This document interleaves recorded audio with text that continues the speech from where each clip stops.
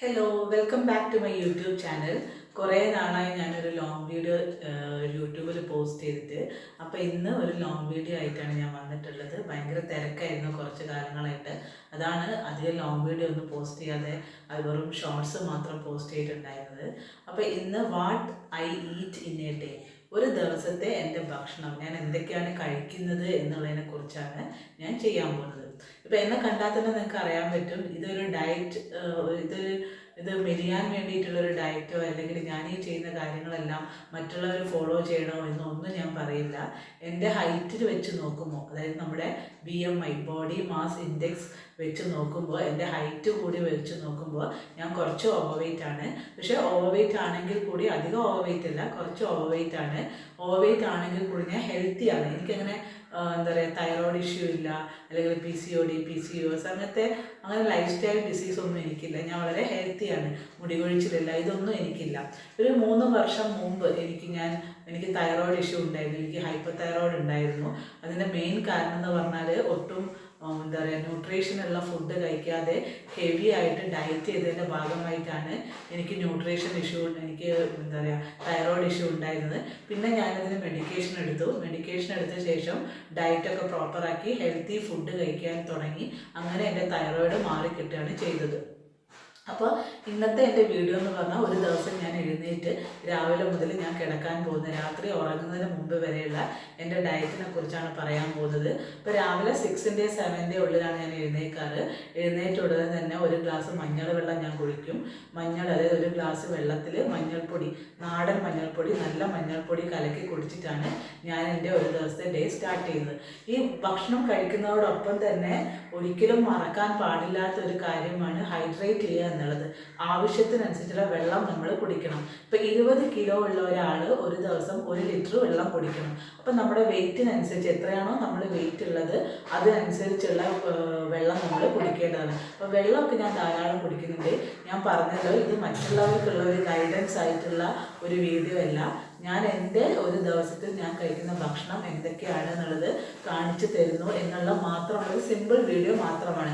നിങ്ങളിത് ഫോളോ ചെയ്യണമെന്നോ അല്ലെങ്കിൽ ഇതാണോ യഥാർത്ഥ അല്ലെങ്കിൽ ശരിയായ ഡയറ്റ് എന്നോ ഒന്നും ഞാൻ പറയുന്നില്ല. അങ്ങനത്തെ ഒരു സ്റ്റേറ്റ്മെൻറ്റ് ഞാൻ പറയുന്നില്ല. ഇത് ഒരു ദിവസം രാവിലെ മുതൽ രാത്രി വരെ ഞാൻ കഴിക്കുന്ന എൻ്റെ ഭക്ഷണത്തെക്കുറിച്ചുള്ള വീഡിയോ ആണ്. അപ്പോൾ എല്ലാവരും വീഡിയോ കാണണം. വീഡിയോ കണ്ടാൽ മാത്രം പോരാ, സബ്സ്ക്രൈബ് ചെയ്യാത്ത ആളുകൾ സബ്സ്ക്രൈബ് ചെയ്യണം. സബ്സ്ക്രൈബ് ചെയ്തിട്ടുള്ള ആളുകൾ ലൈക്ക് ചെയ്യുകയും കമൻറ്റ് ചെയ്യുകയും ചെയ്യണം. അപ്പോൾ നമുക്ക് വീഡിയോയിലേക്ക് കിടക്കാം. ഇപ്പം നിങ്ങളുടെ ബോഡിയുടെ വെയിറ്റിനനുസരിച്ച് വെള്ളം കുടിക്കുന്നുണ്ടോ എന്നുള്ളത് നിങ്ങൾക്ക് ട്രാക്ക് ചെയ്യാവുന്നതാണ്. അതിനൊരു എളുപ്പമാർഗ്ഗം ഞാൻ പറഞ്ഞുതരാം. ഇത് 1 ലിറ്ററിൻ്റെ കുപ്പിയാണ്. അപ്പോൾ ഇതുപോലെ 1 ലിറ്ററിൻ്റെ കുപ്പിയുടെ എത്ര കുപ്പി നിങ്ങൾ ഒരു ദിവസം കുടിക്കുന്നു, അതായത് നിങ്ങൾ എത്ര ലിറ്റർ ഒരു ദിവസം കുടിക്കുന്നു എന്നുള്ളത് നോക്കിക്കഴിഞ്ഞാൽ നിങ്ങൾ ആവശ്യത്തിന് വെള്ളം കുടിക്കുന്നുണ്ടോ ഇല്ലയോ എന്നുള്ളത് നിങ്ങൾക്ക് ട്രാക്ക് ചെയ്യാൻ പറ്റും. ഇപ്പോൾ ഇത് 1 ലിറ്ററിൻ്റെ കുപ്പിയാണ്. അപ്പോൾ ഇതുപോലെ എൻ്റെ വെയിറ്റിനനുസരിച്ച് 1 ലിറ്റർ വെച്ചിട്ട് ഞാൻ കുടിക്കുന്നുണ്ട്. അപ്പം ഡയറ്റ് ചെയ്യുമ്പം എന്ത് ഫുഡ് കഴിച്ചാലും ഏത് ഡയറ്റ് നിങ്ങൾ ഫോളോ ചെയ്താലും മറക്കാതെ വെള്ളം കുടിക്കണം. ആ വെള്ളം നമ്മുടെ ശരീരത്തിന് അത്യാവശ്യമാണ്. ഏറ്റവും ഈസി ആയിട്ട് ഡൈജസ്റ്റ് ചെയ്യുന്നതും വെള്ളം തന്നെയാണ്. അപ്പം നിങ്ങളുടെ ബോഡി വെയിറ്റ് എത്രയാണ്, 20 കിലോ ഉള്ള ഒരാൾ 1 ലിറ്റർ വെള്ളം കുടിക്കണം. അപ്പം നിങ്ങളുടെ ബോഡി വെയിറ്റ് എത്രയാണോ അതിനനുസരിച്ച് നിങ്ങൾ വെള്ളം കുടിക്കേണ്ടതാണ്. അപ്പം ഞാനൊരു ദിവസം പ്രോപ്പറായിട്ട് വെള്ളം കുടിക്കുന്നുണ്ടോ എന്നുള്ളത് ട്രാക്ക് ചെയ്യാൻ വേണ്ടി ഞാൻ ഉപയോഗിച്ചൊരു മെത്തേഡാണിത്. ഇത് 1 ലിറ്ററിൻ്റെ കുപ്പിയാണ്. ഈ കുപ്പിയിൽ എത്ര ഞാൻ കുടിക്കുന്നുണ്ട് എന്നുള്ളത് ഞാൻ നോക്കിക്കഴിഞ്ഞാൽ ശരിയായിട്ട് ഞാൻ വെള്ളം കുടിക്കുന്നുണ്ടോ, ശരിയായിട്ട് ഞാൻ ഹൈഡ്രേറ്റ് ആവുന്നുണ്ടോ എന്നുള്ളത് എനിക്ക് ചെക്ക് ചെയ്യാൻ പറ്റും. അപ്പോൾ ഈ ഒരു മെത്തേഡ് നിങ്ങൾക്ക് ഫോളോ ചെയ്യാവുന്നതാണ്. മറ്റ് ഫുഡ് കഴിക്കുന്ന മെത്തേഡൊന്നും ഫോളോ ചെയ്യണമെന്ന് ഞാൻ പറയില്ല. ഒരു ദിവസം രാവിലെ മുതൽ രാത്രി വരെ ഞാൻ കഴിക്കുന്ന ഫുഡ് ഫോളോ ചെയ്യണമെന്ന് ഞാൻ ഒരിക്കലും പറയില്ല. പക്ഷേ ഈ ഒരു വെള്ളം കുടിക്കുന്ന മെത്തേഡ് വേണമെങ്കിൽ ഓപ്ഷണലാണ്, വേണമെങ്കിൽ നിങ്ങൾക്ക് ഫോളോ ചെയ്യാവുന്നതാണ്.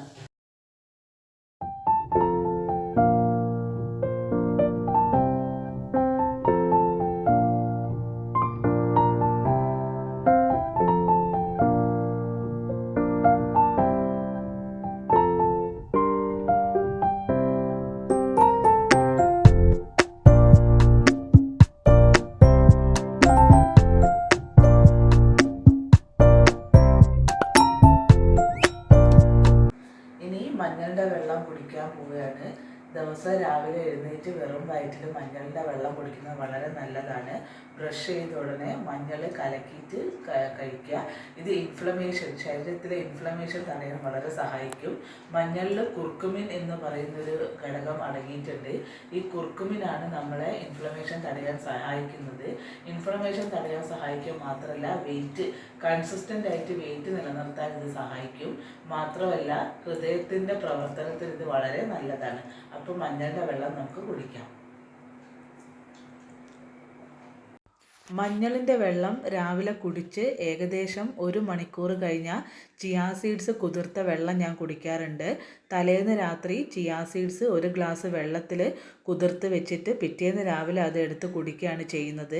ചിയാ സീഡ്സ് കുടിക്കുന്നത് വളരെ നല്ലതാണ്, വളരെ ഹെൽത്തിയാണ്. മുടികൊഴിച്ചിൽ മാറാനും ബോഡി വെയ്റ്റ് മെയിൻറ്റെയിൻ ചെയ്യാനും ചിയാ സീഡ്സ് വളരെ നല്ലതാണ്. അപ്പം നമുക്കിനി ചിയാ സീഡ്സ് കുടിക്കാം.